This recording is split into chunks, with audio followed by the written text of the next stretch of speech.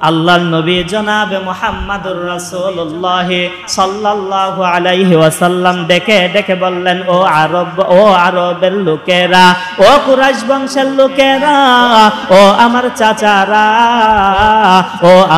ও আব্দে মানাফ গোত্রের লোকেরা, ও হাশিম গোত্রের লোকেরা, আমি আপনাদের কাছে খবর পৌঁছে দিতে চাই।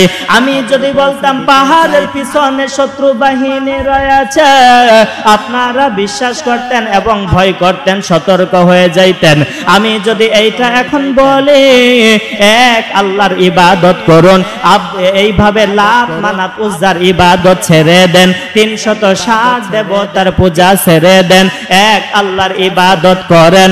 যদি এক আল্লাহর ইবাদত না করিয়া 360 দেবতার পূজা করিয়া আপনারা যদি দুনিয়াতে করেন, তাহলে পরকালীন জগতে আল্লাহ আপনাদের জন্য আযাবুন শাদীদ, কঠিন যন্ত্রণাদায়ক শাস্তির ব্যবস্থা করেছেন। এখন আপনারা কি বলবেন?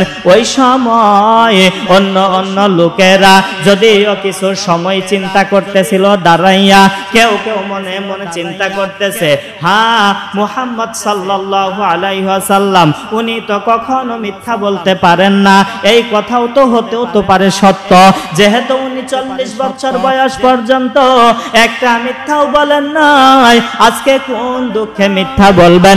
অবশ্যই সত্যও হইতে পারে।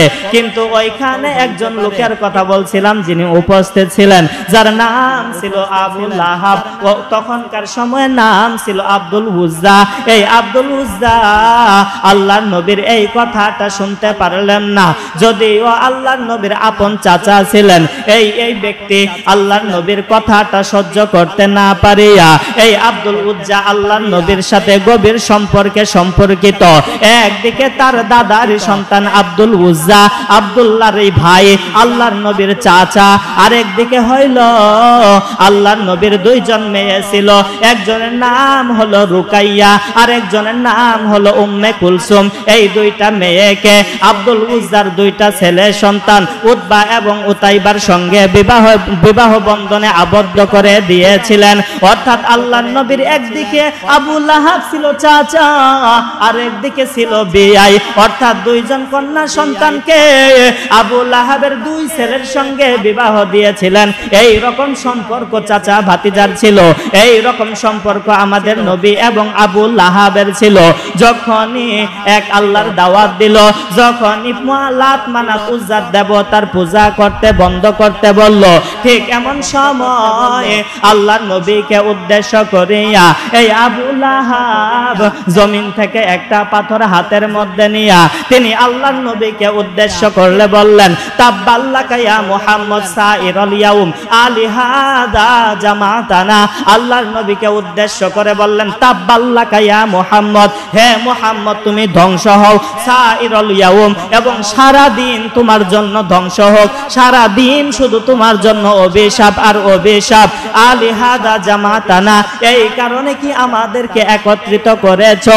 এই কারণে কি আমাদেরকে এখানে জমায়েত করেছো? এই কথা বলার জন্য কি আমাদেরকে তুমি ডেকেছো?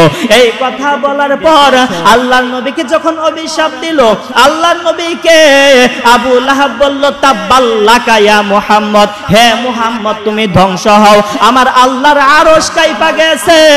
আমার আল্লাহ এই কথাটা সহ্য করতে পারলেন না। সঙ্গে সঙ্গে ওই মজলিসের ভিতরে ছিল আবু বকর সিদ্দিক রাদিয়াল্লাহু তাআলা আনহু। যেহেতু ইসলামের প্রথম যুগ, কাজেই খুব অল্প সংখ্যক সাহাবী ওই মজলিসের ভিতরে ছিল। এই রকম ভাবে সাহাবায়ে কেরামরা কথাটা সহ্য করতে পারতেছিলেন না। ভিন্ন দিকে জবাব দেওয়ার শক্তি ওই সময় তাদের ছিল না, কিন্তু আমার আল্লাহর জবাব দেওয়ার শক্তি আসেনি, আল্লাহর শক্তি আসেনি। আল্লাহ তাআলা সাথে সাথে জিবরাইলকে পাঠাইয়া দিলেন। আল্লাহ পাক পবিত্র কুরআনুল কারীমের 111 নম্বর সূরাটি দিয়া পাঠাইলেন, তাব্বাত ইয়াদা আবি লাহাব ওয়া তাব। আল্লাহ পাক জানাইলেন তাব্বাত, ধ্বংস হোক, ধ্বংস হোক, ইয়াদা 2 হাত কার? আবি লাহাব, আবু লাহাবের 2 হাত ধ্বংস হোক।